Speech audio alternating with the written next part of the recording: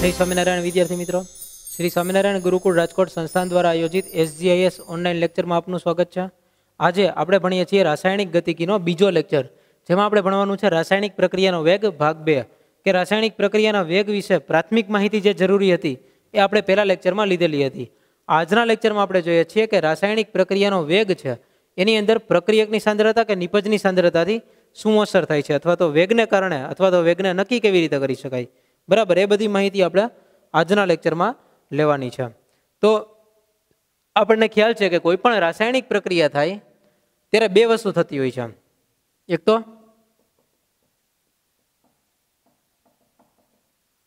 પ્રક્રિયકની સાંદ્રતા ઘટે છે અને બીજું છે નિપજની સાંદ્રતામાં વધારો થાય છે। તો આપણને એ ખબર પડે કે પ્રક્રિયકની સાંદ્રતા ઘટે છે અને નિપજની સાંદ્રતા વધે છે, તો આપણે જો પ્રક્રિયકની સાંદ્રતાની ઘટાડાનો વેગ માપી લઈ કે પ્રક્રિયકની સાંદ્રતા છે એ કેટલી સ્પીડમાં ઘટે છે, એનો વેગ કેટલો છે, કેટલી ઘટાડો થવા માટે વેગ જરૂરી છે, બરાબર, અથવા તો નિપજની સાંદ્રતામાં વધારો કેટલી ઝડપથી થાય છે એ આપણે માપી લઈ તો આપણને ખ્યાલ આવી જાય કે રાસાયણિક પ્રક્રિયાનો વેગ કેટલો છે। તો આપણે માપવું પડશે શું, તો કે પ્રક્રિયકની સાંદ્રતાનો ઘટાડાનો વેગ। જો વેગ માપવા માટે આપણી પાસે બે રસ્તા છે, તો કે કોઈ પણ એક પ્રક્રિયકની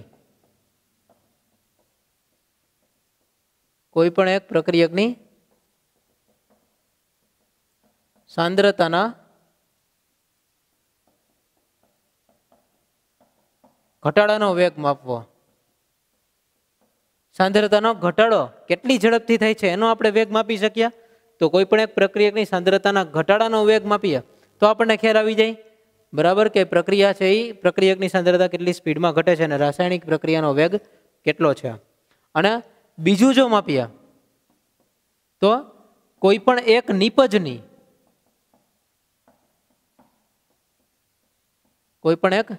નિપજની સાંદ્રતાના વધારાનો વેગ માપવો પડે।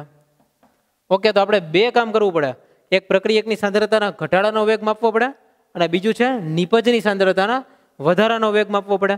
આ બેમાંથી કોઈ પણ એક વસ્તુ આપણને ખબર પડી જાય તો આપણે નક્કી કરી શકીએ કે રાસાયણિક પ્રક્રિયાનો વેગ કેટલો છે। હવે આપણે ધારી લઈએ કે કોઈ પણ એક રાસાયણિક પ્રક્રિયા છે, ધારો કે આપણી પાસે એક રાસાયણિક પ્રક્રિયા છે, ધારો કે આ કાલ્પનિક પ્રક્રિયા રિએક્ટન્ટ ટુ પ્રોડક્ટ R2P માટે, R એટલે રિએક્ટન્ટ એટલે પ્રક્રિયક અને P એટલે નિપજ પ્રોડક્ટ, R થી P એવી એક પ્રક્રિયા છે એવી ધારી લઈ તો આ પ્રક્રિયા માટે, આ પ્રક્રિયા શરૂ થવા માટે જ્યારે શરૂઆત હોય છે પ્રક્રિયાની શરૂઆતમાં, બરાબર, ત્યારે સાંદ્રતા કેટલી હોય છે, તો આપણે શરૂઆત થાય છે ત્યારે T1 સમય છે, તો T1 સમયે પ્રક્રિયકની સાંદ્રતા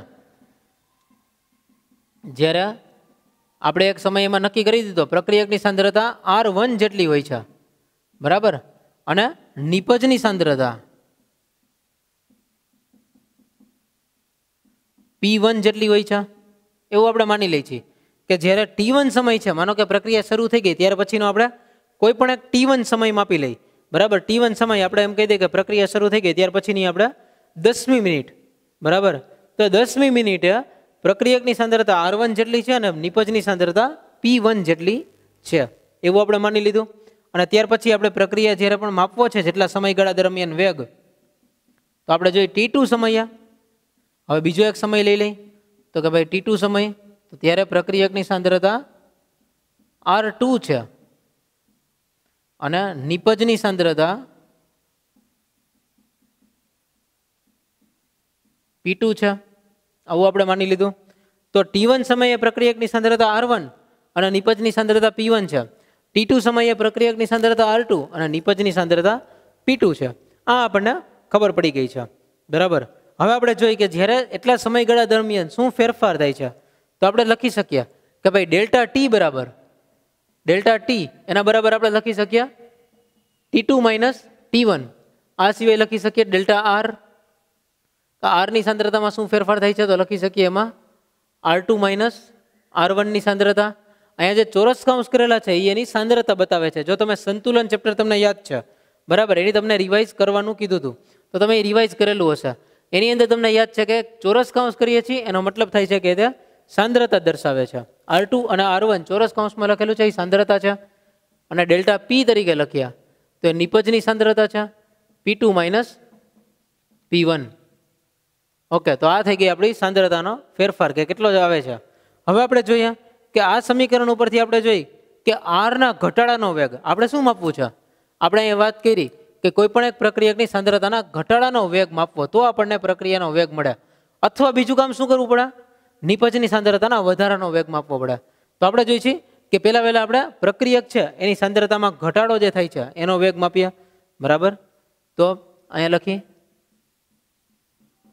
પ્રક્રિયકની સાંદ્રતામાં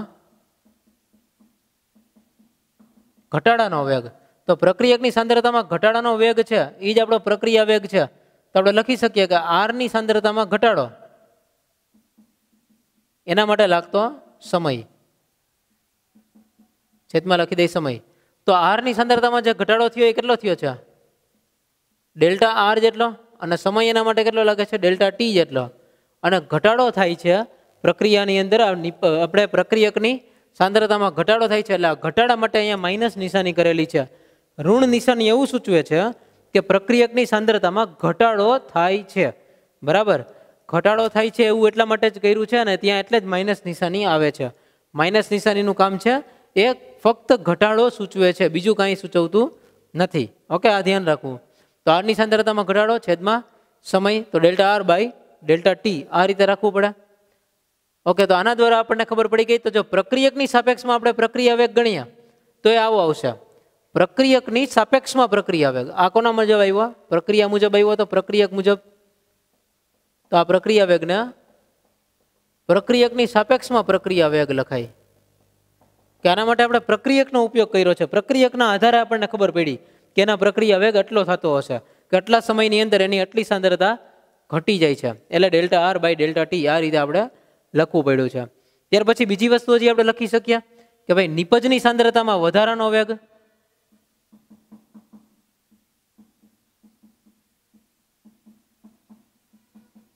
નિપજની સાંદ્રતામાં વધારાનો વેગ તો એ લખી શકીએ કે પી ની સાંદ્રતામાં વધારો થાય એના છેદમાં આવશે સમય. તો પી ની સાંદ્રતામાં જેટલો વધારો થાય છે એટલે ડેલ્ટા પી એના છેદમાં આવશે ડેલ્ટા ટી. હવે અહીંયા નિપજ એટલે પ્રોડક્ટ છે એની સાંદ્રતામાં વધારો થાય છે એટલે અહીંયા નિશાની આવશે પ્લસ નિશાની, તો delta P by delta T. તો આના આધારે આપણે લખી શકીએ કે ભાઈ અહીંયા નિપજની સાપેક્ષમાં પ્રક્રિયા વેગ છે, આ પ્રક્રિયકની સાપેક્ષમાં તો આ છે નિપજની સાપેક્ષમાં પ્રક્રિયા વેગ.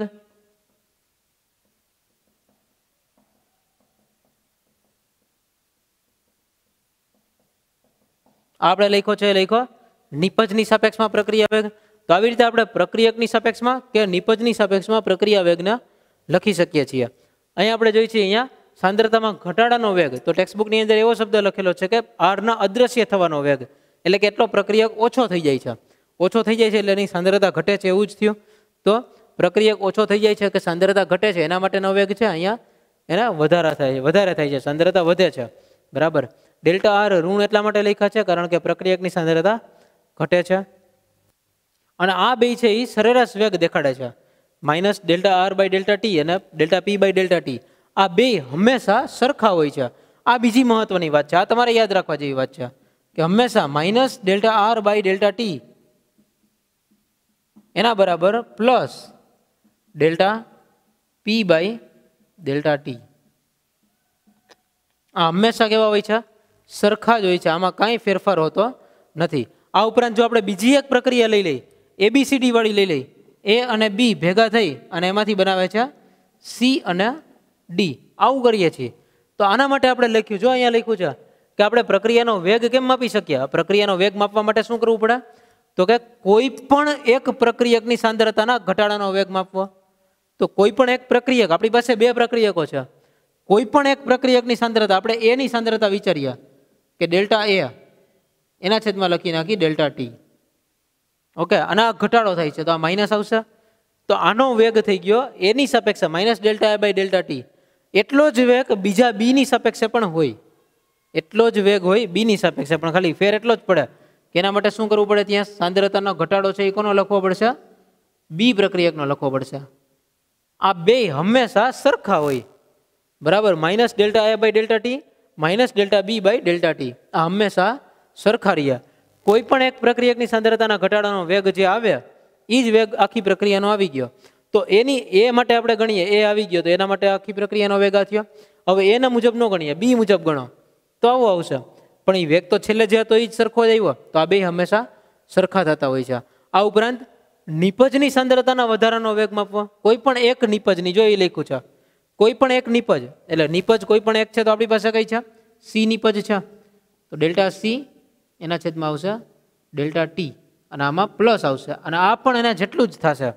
નિપજની સાંદ્રતામાં જેટલો વધારો થાય છે એટલો જ ઘટાડો પ્રક્રિયક એ અથવા તો પ્રક્રિયક બીની સાંદ્રતામાં પણ થતો હોય છે. એનો મતલબ કે હંમેશા એનો જે વેગ હોય, આ delta C by delta T, delta B by delta T, delta A by delta T, એ જે કંઈ પણ હોય એ હંમેશા સરખો જ રહેતો હોય છે. આપણે પ્રક્રિયકની સાપેક્ષમાં ગણીએ કે પછી નિપજની સાપેક્ષમાં ગણીએ, કોઈ પણ એકની સાપેક્ષમાં ગણીએ, પ્રક્રિયાનો વેગ હંમેશા સરખો રહેશે. આ સિવાય હજી આપણે એક લખી શકીએ, delta D by delta T. તો આ આપણે સૂત્ર એક્સ્ટ્રા સમજી શકીએ કે આની અંદરથી ખબર પડે છે કે કોઈ પણ એક પ્રક્રિયક કે કોઈ પણ એક નિપજ ઉપરથી પણ આપણે પ્રક્રિયાનો વેગ નક્કી કરી શકીએ. અને પ્રક્રિયકો અને નિપજો જેટલા પણ હોય એ બધાના આધારે આપણે પ્રક્રિયા વેગ ગણીએ તો એ હંમેશા કેવો આવે છે, બધાના મુજબ સરખો જ આવે છે. પ્રક્રિયા વેગમાં કોઈ ફેરફાર જોવા મળતો નથી. અને આના આધારે આપણે એક સરેરાશ વેગ કાઢેલો હોય છે, બરાબર. આ જે વેગ છે એ બધા સરેરાશ વેગ છે. આપણે એમ કીધું કે T1 થી T2 સમય સુધી થાય છે. ધારો કે પ્રક્રિયા T1 સમયે શરૂ થઈ છે અને T2 સમયે પૂરી થઈ છે, તો આ દરમિયાન સરેરાશ વેગ છે, બરાબર. આપણે કોઈ એક મોટર કાર એક જગ્યાએથી બીજી જગ્યાએ જતી હોય તો આપણે એમ કહેતા હોય કે ત્યાં 40 કિલોમીટરનું અંતર છે, એ પહોંચવા માટે એને 1 કલાકનો ટાઈમ લાગ્યો, તો આપણે એની સ્પીડ કહી શકીએ કે 40 કિલોમીટર પ્રતિ કલાકની સ્પીડ છે. પણ એની સ્પીડ કન્ટિન્યુ 40 કિલોમીટરની રહેતી હોતી નથી. ક્યારેક 40ની બદલે 60 હોય છે, ક્યારેક 40ની બદલે 20 પણ હોય છે, એટલે પ્લસ ઓર માઇનસ હોય છે. પણ ઓવરઓલ ટાઈમ એને 1 કલાકનો લાગ્યો, તો આપણે એનો સરેરાશ વેગ હંમેશા 40 કિલોમીટર કહી શકીએ.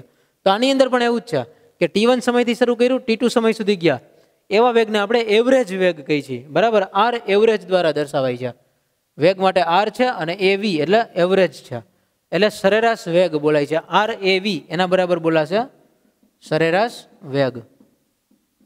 આપણે જે માપતા હોય છે એ છે સરેરાશ વેગ. આ અત્યારે જે માપ્યો છે એ પણ સરેરાશ વેગ લખેલો છે.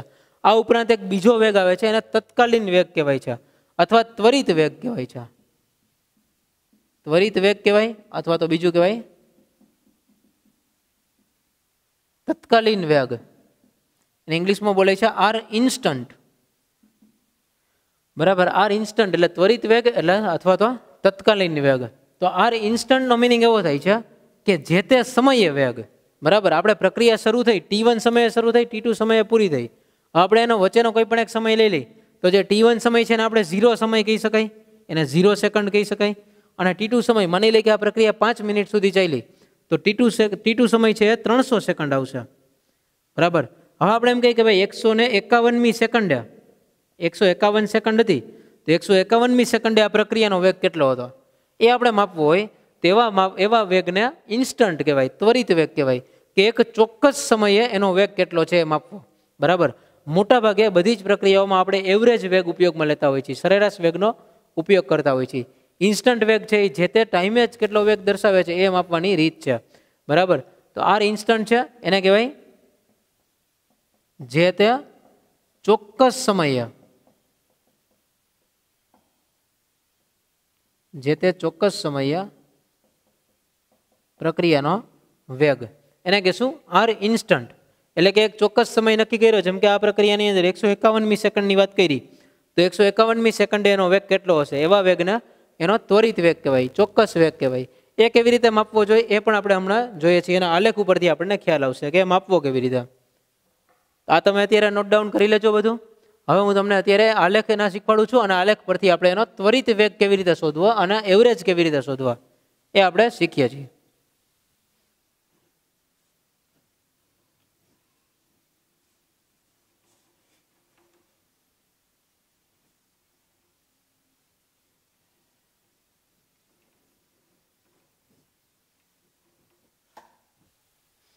હવે જોઈએ છીએ આપણે એના વેગ માટેના જે ગ્રાફ છે એ ગ્રાફને આપણે અત્યારે ધ્યાનમાં લેશું. તો કે સાંદ્રતા વિરુદ્ધ સમયના આલેખ દોરવાના છે.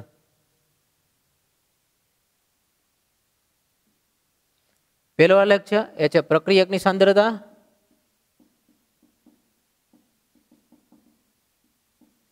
વિરુદ્ધ સમય. પ્રક્રિયકની સાંદ્રતા વિરુદ્ધ સમયનો આપણે આલેખ દોરીએ છીએ. તો આપણને ખબર છે કે જ્યારે શૂન્ય સમય હશે, જ્યારે પ્રક્રિયા હજી શરૂ નહીં થઈ હોય, ત્યારે એની પ્રક્રિયકની સાંદ્રતા છે એ મહત્તમ હશે, મેક્સિમમ સાંદ્રતા ધરાવતો હશે. ત્યાર પછીથી જેમ જેમ પ્રક્રિયા શરૂ થશે અને સમય આગળ વધશે એમ પ્રક્રિયકની સાંદ્રતામાં ઘટાડો જોવા મળશે. અને એક સમય એવો આવશે કે જ્યારે પ્રક્રિયકની સાંદ્રતા અચળ થઈ જશે, એટલે કોન્સ્ટન્ટ બની જશે. તો આ રીતે એનો આલેખ આવે છે પ્રક્રિયકની સાંદ્રતા, જેને આપણે આર દ્વારા દર્શાવીએ છીએ. કૌંસમાં દર્શાવશું એટલે સાંદ્રતા છે એવી ખબર પડે. અને સમય છે જેને આપણે સ્મોલ ટી દ્વારા દર્શાવેલો છે. બરાબર. તો આપણને પ્રક્રિયકની સાંદ્રતા વર્સિસ સમયનો આપણે આલેખ દોર્યો. એમાં જે જગ્યાએ મહત્તમ સાંદ્રતા છે, આ મહત્તમ સાંદ્રતાને આપણે R0 દ્વારા દર્શાવીએ, કારણ કે શૂન્ય સમયની સાંદ્રતા છે જે હંમેશા મૂલ્ય મહત્તમ હશે. R0 નું મૂલ્ય છે હંમેશા કેવું હોય છે? મહત્તમ હોય છે. એમાં તમે R0 એને કૌંસની અંદર કરો કે કૌંસની બહાર કરો, એનાથી કાંઈ ફરક પડતો નથી. કૌંસની બહાર કરો તો એ જ મતલબ થયો કે ભાઈ શૂન્ય સમયે R ની સાંદ્રતા કેટલી છે. બરાબર, એ દર્શાવે છે R ની સાંદ્રતા શૂન્ય સમયે છે એ વાત. અને આ બાજુ અહીંયા સમય છે. બરાબર, જ્યારે 0 સમય હતો, સમય જ્યારે શૂન્ય હતો, એવા સમયે એની સાંદ્રતા R0 હતી. ત્યાર પછીથી એક સમય એવો આવ્યો જેને આપણે T1 સમય કહી દઈએ, જેમ આપણે આગળ લખ્યું હતું એમ કે ભાઈ આ T1 સમય છે અને આ સમય T2 સમય છે. આ T1 સમય છે અને આ T2 સમય છે. તો T1 સમય પર સાંદ્રતા આટલી હતી. T1 સમય ઉપર સાંદ્રતા જે છે એને આપણે R1 કહી દઈએ. R1 છે T1 સમય ઉપર સાંદ્રતા. અને T2 સમય છે જે એ T2 સમય ઉપરની સાંદ્રતા જોઈ લઈ. તો આ T2 સમય ઉપર સાંદ્રતા આવી છે, આપણી છે સાંદ્રતા R2. તો T2 માઇનસ T1 અને R2 માઇનસ R1 આપણે જે કરતા હતા એ સૂત્ર આપણે આના ઉપરથી લખી શકીએ. તો આના ઉપરથી આપણે વેગ લખી શકીએ, જે R એવરેજ, આનું સૂત્ર આપણે લખી શકીએ. વેગ કેટલો છે? તો કે R2 T2 સમયે R ની સાંદ્રતા માઇનસ T1 સમયે R ની સાંદ્રતા છેદમાં T2 માઇનસ T1. હવે જો આમાં પ્રશ્ન શું થાય, આપણે માઇનસ નિશાની શું કામે કરી હતી એના માટેનું કારણ પણ અહીંયા આવશે તમને. આપણે કીધું T2 સમયે જેટલી સાંદ્રતા છે એમાંથી T1 સમયની સાંદ્રતા બાદ કરવાની છે. તો અહીંયાથી જોતા જ તમને ખબર પડે છે કે ભાઈ T2 સમયે જે સાંદ્રતા છે R2 એની કિંમત નાની છે અને T1 સમયે જે સાંદ્રતા છે એની કિંમત વધારે છે. અહીંયા 0 હોય તો આ બાજુ ઉપર જાય એમ વધતું જાય, એટલે આમાં R1 મોટા છે અને R2 નાના છે. તો આની અંદર આપણે નાનામાંથી મોટા બાદ કર્યા છે. ખરેખર એવું થવું ન જોઈએ. તો આપણે અહીંયા લખવું પડે R એવરેજ, એને આપણે પ્લસમાં કરવું પડે. જો આપણે પ્લસમાં નહીં કરીએ અને માઇનસ નહીં કરીએ તો આખી કિંમત છે એ ઋણ આવશે. બરાબર. અને જો આપણે આનો જવાબ R2 માઇનસ R1, R2 છે એ 1 હોય અને R1 2 હોય અને T2 છે એ 10 સેકન્ડ હોય ને T1 5 સેકન્ડ હોય, તો 1 માઇનસ 2 ભાગ્યા 10 માઇનસ 5 એવી રીતે આવે. તો 1 માઇનસ 2 જવાબ આપણને આવશે -1. તો ઋણ જ્યારે આવે ત્યારે આપણને ખબર પડે કે કોઈ પણ વસ્તુનો વેગ એ ક્યારેય ઋણ તો હોઈ શકે નહીં, હંમેશા કેવો હોય છે? ધન હોય છે. એ ઋણ કિંમત ન આવે એટલા માટે આપણે અહીંયા આગળ માઇનસની નિશાની ગુણીએ છીએ. બરાબર, જેથી કરીને આપણો જવાબ જે આવે છે આખો ધન થઈ શકે. બરાબર. તો આના બરાબર આપણે લખી શકીએ minus delta R by delta T. Okay, આ થઈ ગયો R એવરેજ, જેને કહેવાય આપણો સરેરાશ વેગ, આ પ્રક્રિયા માટેનો સરેરાશ વેગ. ત્યાર પછીની બીજી વાત કરીએ કે હવે સરેરાશ વેગની ખબર પડી ગઈ, પણ આપણે એક બીજો સમય ધારી લઈ. આ પોઈન્ટ ઉપર સમય જે છે એ સમય આપણે ધારી લીધો. આ સમયને આપણે ટી સમય કહી દીધો. બરાબર. તો ટી સમયે એ પ્રક્રિયાનો વેગ કેટલો હશે? ટી સમયે જો પ્રક્રિયાનો વેગ શોધવો હોય તો કેવી રીતે શોધી શકીએ? એના માટેની રીત શું છે? આ ચોક્કસ સમયે આપણી પાસે આલેખ હોય ને તો જ આપણે ઇન્સ્ટન્ટ આર ત્વરિત વેગ તો જ શોધી શકીએ કે જો આપણી પાસે આલેખ હોય. આલેખ છે અને ટી સમયે આપણને ખબર પડી ગઈ છે. તો ટી સમયે જો પ્રક્રિયાનો વેગ શોધવો હોય તો ટી સમય પર, ટી પોઈન્ટ ઉપર એક આપણે સ્પર્શક દોરવો પડે. આ સ્પર્શક દોર્યા પછી આપણે એનો ઢાળ લેવો પડે. સ્પર્શક દોર્યા પછી આપણે એનો ઢાળ લઈ તો આપણને ખ્યાલ આવે કે એનો ટી સમયે વેગ કેટલો થાય છે. આર ઇન્સ્ટન્ટ આ જોઈ લઈ. ટી સમયે આર ઇન્સ્ટન્ટ એના બરાબર શું થશે તો કે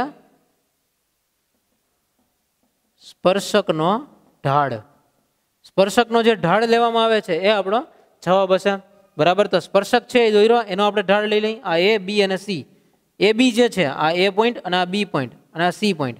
એ બી પોઈન્ટ છે એક્ઝેક્ટલી શું દેખાડે છે આર વચ્ચેનું અંતર દેખાડે છે, એટલે કે સાંદ્રતા દર્શાવે છે. બીસી છે એ સમય દર્શાવે છે. હવે સ્પર્શક છે એ ખૂબ જ નાનો હશે અને એ દરમિયાન સાંદ્રતાનો ફેરફાર પણ નાનો હશે. તો આપણે અહીંયા ડેલ્ટા કરવાની બદલે ડી કરવાનું હોય છે ફક્ત. બરાબર, ફેર એટલો જ હોય છે. સ્પર્શકનો ઢાળ એને આપણે ડી આર લખી શકીએ, એના છેદમાં લખી શકીએ ડીટી. તો આપણે આના માટે લખીએ, જો આ એ અને બી માટે લખીએ આટલું કિંમત, આ કિંમત છે એ ડી આર છે. ઓછો છે, નાનો ફેરફાર છે એટલા માટે ડી લખીએ છીએ. મોટો ફેરફાર હોય તો એના માટે ડેલ્ટા લખવાનો હોય છે. ડી અને ડેલ્ટા આમ જોઈએ તો એમાં કાંઈ ફેર છે નહીં. એ ફક્ત એવું જ દેખાડે છે કે ફેરફાર છે. બરાબર, સાંદ્રતા ન થતો ફેરફાર એવું જ દર્શાવે છે. બહુ મોટો કાંઈ ચેન્જ નથી. ડી એટલે નાનો મૂલ્ય હોય તો, અને ડેલ્ટા તો મોટું મૂલ્ય હોય તો. બરાબર, બીજો કાંઈ ફેર પડતો નથી. કદાચ અહીંયા તમે ડેલ્ટા લખી નાખો તો ખોટું ન પડે. બી થી સી સુધીનું અંતર એ સમયનો ફેરફાર છે, એ આપણે ડીટી દ્વારા દર્શાવવાનો આવશે. તો ડીઆર બાય ડીટી કરીએ, એ સ્પર્શકનો ઢાળ છે અને ઢાળ છે એ હંમેશા ઋણ બનશે. જો ઋણ શું કામે બનશે? કારણ કે આપણને ખબર છે કે આપણો સ્પર્શક આ રીતે બન્યો છે. હવે તમને એ પણ ખ્યાલ હશે કે જો તમારી સીધી રેખા આ રીતે હોય તો અહીંયા જે સ્પર્શક બને એ ઋણ હશે, ઢાળ હશે એનો ઢાળ ઋણ હશે. અને જો આપણો આલેખ આ રીતે ચડતો હોય અને અહીંયા જે ઢાળ દોર્યા આ ઢાળ છે એ પ્લસ હશે. બરાબર, તો આ તમારે ખાસ ધ્યાન રાખવાનું છે. સ્પર્શક એટલે કે સીધી લીટી એ કઈ બાજુ જાય છે. સીધી લીટી જો ઉપરથી નીચે તરફ જાય છે તો એનો જે ઢાળ હોય એ ઋણ હોય, અને નીચેથી ઉપર તરફ જાય છે તો એનો ઢાળ છે એ ધન હોય છે. અહીંયા આપણી લીટી છે એ ઉપરથી નીચે તરફ જાય છે, તેનો ઢાળ જે બનશે એ ઋણ બનશે. અને એ જ આપણો આર ઇન્સ્ટન્ટ છે, એટલે કે ત્વરિત વેગ છે. ટી સમયે ત્વરિત વેગ અથવા તત્કાલીન વેગ કહેવાય. ત્વરિત વેગ અથવા તો તત્કાલીન વેગ એને કહી શકાય છે. તો આપણે વાત કરી અત્યારે ફક્ત પ્રક્રિયકની સાંદ્રતામાં થતો ફેરફાર, સમય સાથે શું ફેરફાર થાય છે એનો આલેખ દોર્યો. હવેનો આલેખ જોઈ છે નિપજની સાંદ્રતામાં શું ફેરફાર થાય છે સમય સાથે. ઓકે, હવે છે નેક્સ્ટ ટોપિક નિપજની સાંદ્રતા વિરુદ્ધ સમયનો આલેખ. નિપજની સાંદ્રતા વિરુદ્ધ સમયનો આલેખ જો દોર્યા તો આપણને ખબર છે કે આમાં નિપજની સાંદ્રતા શૂન્ય સમયે કેટલી હશે? જ્યારે પ્રક્રિયા શરૂ નહીં થઈ હોય ત્યારે નિપજની સાંદ્રતા કેટલી હશે? તો ત્યારે નિપજની સાંદ્રતા ત્યાં શૂન્ય હશે. અને જેમ જેમ સમય આગળ હાલશે એમ નિપજ છે એ ધીમે ધીમે બનતી જશે. તો જો નિપજ બનતી જતી હોય તો નિપજની સાંદ્રતામાં વધારો જોવા મળે છે, અને આ એનો વધારો જોવા મળતો આલેખ છે. આ રીતે આપણને જોવા મળશે નિપજની સાંદ્રતા. આ આલેખની અંદર આપણે જોઈ શકીએ આ પોઈન્ટ ઉપર આવી અને પછી નિપજની સાંદ્રતા છે એ અચળ બની જાય છે. બરાબર, ત્યાં પોઈન્ટ ઉપર પહોંચ્યા પછી નિપજની સાંદ્રતા છે એ અચળ બને છે. બરાબર, તો હવે આપણે અહીંયાથી પાછી આની જેમ જ વાત કરીએ. T1 સમય અને T2 સમયની વાત. ધારો કે આ સમય આપણો T1 સમય છે અને આ સમય છે T2 સમય છે. તો T1 સમયે નિપજની સાંદ્રતા એને આપણે P1 દ્વારા દર્શાવશું, અને T2 સમયે નિપજની સાંદ્રતા એને આપણે P2 દ્વારા દર્શાવશું. ઓકે, P1 અને P2 દ્વારા દર્શાવી દીધું પ્રક્રિયા નિપજની સાંદ્રતાઓને. બરાબર, અને સમય T2 અને T1 છે, T1 સમય T2 સમય. તો આના માટે જો આપણે આર એવરેજ લખવો હોય, એવરેજ વેગ લખવો હોય તો કેવી રીતે લખી શકાય? અહીંયાથી લખી શકાય આર એવરેજ. આના બરાબર લખ્યા તો કે આમાં P2 માઇનસ P1 છેદમાં T2 માઇનસ T1. આના બરાબર લખી દે ડેલ્ટા P એના છેદમાં ડેલ્ટા T. આ છે એનો સરેરાશ વેગ. તો સરેરાશ વેગ આપણે આ રીતે લખી શકીએ, પણ આ દરમિયાન P2 ની કિંમત મોટી છે, P1 ની કિંમત નાની છે. તો આને આપણે કંઈ માઇનસ વડે ગુણવાની જરૂર પડતી નથી. આ તો કેવી રીતે આવશે? પ્લસ જ આવશે. એટલે આની અંદર તો કાંઈ પ્રશ્ન આવતો નથી. બરાબર, આની જેમ જ બધી ગણતરી છે. ત્યાર પછીની વાત છે ટી સમયે આપણે એક તત્કાલીન વેગ શોધીએ. તત્કાલીન વેગ અથવા ત્વરિત વેગ શોધીએ. તો એક ટી સમય કોઈ પણ એક લઈ લઈ ટી સમય કે ભાઈ ત્યારે જોઈ. તો આ પોઈન્ટ ઉપર આપણે વેગ શોધવો છે. આ પોઈન્ટ ધારી લ્યો. આ પોઈન્ટ ઉપર આપણે તત્કાલીન વેગ શોધવો છે. જે સમય છે આપણો સમય ટી સમય છે એવું માની લઈ. હવે એક ચોક્કસ પોઈન્ટ ઉપર વેગ શોધવો છે તો કેવી રીતે શોધી શકાય? આ પોઈન્ટ ઉપર. તો જેવું આમાં કર્યું હતું કે જેની અંદર સ્પર્શક દોર્યા, આને આવે એવી રીતે એક સ્પર્શક દોરવાનો છે અને સ્પર્શક દોર્યા પછી આપણે એનો ઢાળ લેવાનો છે. આ ઢાળની અંદર એ, બી અને સી કિંમતો છે. એમાં એ બી બરાબર આપણે લખી શકશું આર ટી સમયે, આપણે અહીંયા લખી દઈએ, ઉપર લખીએ છીએ ટી સમયે આર ઇન્સ્ટન્ટ ઇક્વલ્સ ટુ સ્પર્શકનો ઢાળ. અને સ્પર્શકનો ઢાળ જો નીચેથી ઉપર તરફ જાય છે, આ લીટી અહીંયા આપણે આગળ દોર્યું હતું એમ, જ્યારે લીટી નીચેથી ઉપર તરફ જતી હોય ત્યારે ઢાળ છે ધન આવે. તો એ બીના છેદમાં બીસી, એ બીની જે કિંમત છે એ ડેલ્ટા પી જેટલી છે, એટલે અહીંયા લખવું પડશે ઢાળ ધન આવે અને આપણે એને ડીપી તરીકે લખશું અને છેદમાં સમયનો ફેરફાર છે એને ડીટી તરીકે દર્શાવશું. એટલે આ આપણો એ બી છે એ ડીપી છે અને આ જે નીચેનું છે એ ડીટી છે. બરાબર, જેટલું એ બી થી સી સુધીનું અંતર છે એ ડીટી જેટલું છે. તો આપણે આવી રીતે આર ઇન્સ્ટન્ટ કે જે ત્વરિત વેગ છે અથવા તત્કાલીન વેગ છે એને આપણે શોધી શકીએ છીએ. તો આલેખ ઉપરથી આપણને ત્વરિત વેગ મળે કે ચોક્કસ સમય પર કેટલો વેગ હશે. બાકી બધી વસ્તુ છે આપણને હંમેશા સરેરાશ વેગ મળે. જો આપણે ગણતરી કરતા હોય તો ગણતરી મુજબ આપણને સરેરાશ વેગ મળે. તત્કાલીન વેગ ક્યારેય મળતો નથી. ત્વરિત વેગ શોધવા માટે ફરજિયાત આપણે આલેખ દોરવો પડે છે, જે આપણે આવતા લેક્ચરમાં દાખલાઓ છે દાખલાઓ કરવા સમયે ધ્યાનમાં લેશું એના. પણ હવે જોઈએ, આપણે વેગ તો લખી લીધો, પણ હવે વેગનો એકમ શું થાય? અહીંયા આપણે પ્રક્રિયાનો વેગ લખી લીધો કે ભાઈ સરેરાશ વેગ છે કે એનો ત્વરિત વેગ છે, એવી રીતે આપણે વેગની વાત કરી દીધી. તો હવે વેગનો એકમ શું થશે આની અંદર? તો તમને ખબર છે કે જો ફિઝિક્સ મુજબ તમે વેગનો એકમ જોવો તો તમને ખબર છે કે અંતરનો એકમ જે હોય છેદમાં સમયનો એકમ જે હોય. આની અંદર એવું જ કરવાનું છે, અંતરનો એકમ, તો આની અંદર અંતરની જગ્યાએ હતું સાંદ્રતા. તો વેગનો એકમ જો લખવો હોય, વેગનો એકમ બરાબર સાંદ્રતાનો જે કાંઈ પણ એકમ હોય અને એના છેદમાં સમયનો જે કાંઈ પણ એકમ હોય, બરાબર એ જ બનશે. તો સાંદ્રતાને આપણે મોટા ભાગે શેમાં લેતા હોય છે? મોલ પ્રતિ લીટરમાં. મોલ પ્રતિ લીટર એકમની અંદર સાંદ્રતા લેતા હોય. અને સમય છે એને ફરજિયાત સેકન્ડમાં લેવાનો હોય છે. આ એનો નિયમ છે, બરાબર. જો કાંઈ આપેલું ન હોય તો તમારે સમયને હંમેશા સેકન્ડમાં લેવાનો હોય છે. એટલે સાંદ્રતા છે એને મોલ પ્રતિ લીટરમાં લેવાની હોય છે. જો આપેલું હોય કે પ્રતિ મિનિટ કેટલો છે, પ્રતિ વર્ષ કેટલો છે, તો પછી એ રીતે ચેન્જીસ થાય. બાકી દરેક વખતે બાય ડિફોલ્ટ તો ત્યાં સેકન્ડ જ આવે. પછી ક્વેશ્ચનમાં પૂછ્યું હોય કે પ્રતિ મિનિટ એનો એકમ ગણો, વેગ ગણો, પ્રતિ મિનિટ કેટલો થશે, તો અહીંયા તમારે છેદમાં સમયની ત્યાં સેકન્ડ છે એની બધા ત્યાં મિનિટ લેવી પડે. તો એનો એકમ મોલ પ્રતિ લીટર પર મિનિટ આ રીતે બની જાય છે, બરાબર. તો સેકન્ડ છે, મિનિટ છે, કલાક છે, દિવસ છે, વર્ષ છે, કંઈ પણ લઈ શકીએ. અને આ સાંદ્રતા મોલ પ્રતિ લીટર એકમમાં જ લેવાની હોય છે. તો વેગનો એકમ બને છે મોલ પ્રતિ લીટર સેકન્ડ ઇનવર્સ અથવા તો મોલ પર લીટર એના છેદમાં સેકન્ડ. સાંદ્રતાનો એકમ મોલ પ્રતિ લીટર અને સમયનો એકમ સેકન્ડ છે. તો આવી જાય છે આપણો પ્રક્રિયાનો વેગનો એકમ. અને જો વાયુઓ હોય, આપણે રાસાયણિક પ્રક્રિયા લીધી હોય તો જે પ્રવાહી હોય કે દ્રાવણો હોય એના માટે આપણે અહીંયા સાંદ્રતામાં મોલ પ્રતિ લીટર લીધું છે. જો વાયુઓ હોય તો ત્યાં શું લેવું પડશે?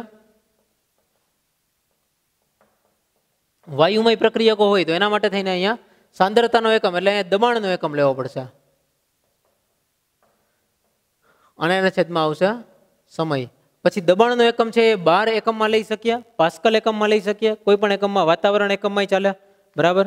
પણ ત્યાં મોટા ભાગે આપણે 12 એકમ લેવાનો હોય છે. દબાણનો એકમ છે 12 છે અને છેદમાં એનો સમય એ તો જે સેકન્ડમાં કે એમાં લેવાનો હોય એ જ હોય છે. જો વાયુઓ હોય તો એટલો ચેન્જ થાય, બાકી સાંદ્રતાના છેદમાં સમય. અને વાયુઓ માટે દબાણ છે એ જ એની સાંદ્રતા છે, એ પણ તમને ખ્યાલ છે.